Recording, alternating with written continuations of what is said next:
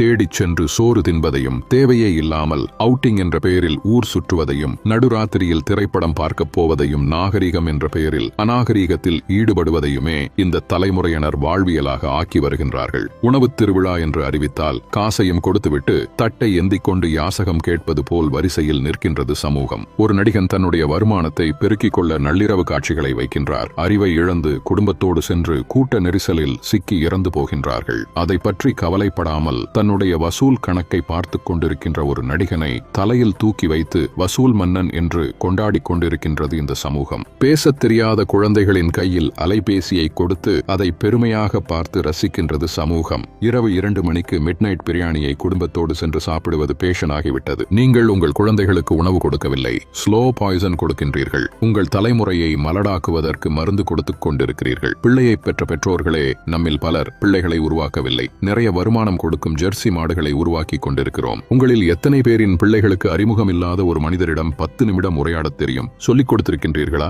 இனி சொல்லிக் கொடுங்கள். உங்களில் எத்தனை பேரின் பிள்ளைகளுக்கு தன்னம்பிக்கைக்கும் தலைக்கணத்திற்கும் உள்ள வேறுபாடு தெரியும்? சொல்லிக் கொடுத்திருக்கின்றீர்களா? இனி சொல்லிக் கொடுங்கள். உங்களில் எத்தனை பேரின் பிள்ளைகளுக்கு நம் தாய்மொழியில் தமிழில் தொடர்ந்து ஒரு 5 நிமிடம் பிற மொழி கலவாமல் பேசத் தெரியும்? சொல்லிக் கொடுத்திருக்கின்றீர்களா? இனி சொல்லிக் கொடுங்கள். உங்களில் எத்தனை பேரின் பிள்ளைகளுக்கு உங்கள் மாத வருமானம் தெரியும்? அதை கொண்டு எப்படி உங்கள் குடும்பத்தை நடத்துகின்றீர்கள் என்று எத்தனை பேர் உங்கள் பிள்ளைகளுக்கு சொல்லிக் கொடுத்திருக்கின்றீர்கள்? இல்லை என்றால் சொல்லிக் கொடுங்கள். அது தெரியாததால் தான் இன்று பலர் லட்சத்தில் வருமானம் ஈட்டியும் இஎம்ஐயில் வாழ்க்கையை தொலைத்து விழி பிதுங்கி நின்று கொண்டிருக்கிறார்கள். ஆண் பிள்ளைகளோ பெண் பிள்ளைகளோ உடல் வெட்கம் என்றால் என்ன என்று சொல்லிக் கொடுங்கள். 10 வயதில் அணியும் ஆடை எது? பருவ வயதில் அணியும் ஆடை எது? படுக்கையில் அணியும் ஆடை எது? பொதுவெளியில் அணியும் ஆடை எது என்று வேறுபாடுகளை சொல்லிக் கொடுங்கள். நம்மில் பல பேரின் பிள்ளைகளுக்கு ஐபோனின் விலை தெரியும். வந்த திரைப்படத்தின் வசூல், வரப்போகும் திரைப்படத்தின் புள்ளி விவரங்கள் எல்லாமே தெரியும். ஆனால் அன்றாடம் உண்ணக்கூடிய அரிசியின் விலை தெரியுமா? காய்கறிகளின் நிலவரம் தெரியுமா?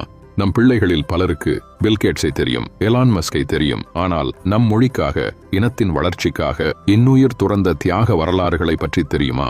நம் மண்ணின் தியாக வரலாறுகளை நம் பிள்ளைகளுக்கு சொல்லிக் கொடுங்கள். எப்பொழுதுமே உறவுகளை எதிரிகளாக மட்டுமே கட்டமைத்து அவர்களின் மூளைகளில் ஏற்றிவிடாதீர்கள். உறவுகளை ஒதுக்கத் தொடங்குங்கள் என்று அவர்களுக்கு நீங்கள் சொல்லிக் கொடுத்து விட்டால் அவர்கள் வளர்ந்து விட்ட பிறகு அவர்கள் ஒதுக்குகின்ற முதலாவது நபர் நீங்களாகத்தான் இருப்பீர்கள். வாழ்க்கை என்பது வெறும் கேளிக்கையும் வேடிக்கையும் பணம் ஈட்டுவதும் ஆடம்பரமும் மட்டுமல்ல. அது மன நிறைவாக வாழ்வது. அது எப்படி என்று குழந்தைகளுக்கு கற்றுக் கொடுங்கள். இந்த மனித சமுதாயத்திற்கு பெற்றோர்களாகிய நீங்கள் செய்யக்கூடிய மிகப்பெரிய கடமையே உங்கள் பிள்ளைகளை அறம் சார்ந்த பிள்ளைகளாக, அறிவார்ந்த பிள்ளைகளாக உருவாக்குவதுதான். அறிவு என்பது படித்து தெரிந்து கொள்வது அல்ல, ஏடுகளிலிருந்து நாம் அறிந்து கொள்வதல்ல.